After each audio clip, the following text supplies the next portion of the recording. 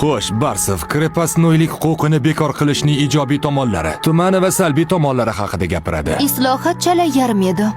Imperator dehqonlardan ko'ra o'ynashlari haqida ko'proq o'ylagan shekilli. Aha, ularni ozod qildi. Ular esa minnatdorlik o'rniga uni o'ldirishdi. Ozod qildi? Ular qul bo'lganicha qolishdi-ku. Yo'q, umuman olganda to'g'ri, lekin imtihon uchun yaramaydi. Xo'sh, uy vazifalaringizni ko'rsatinglar-chi.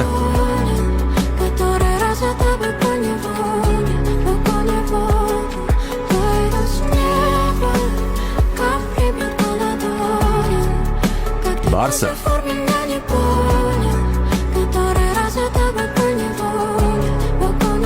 Qilmaganman.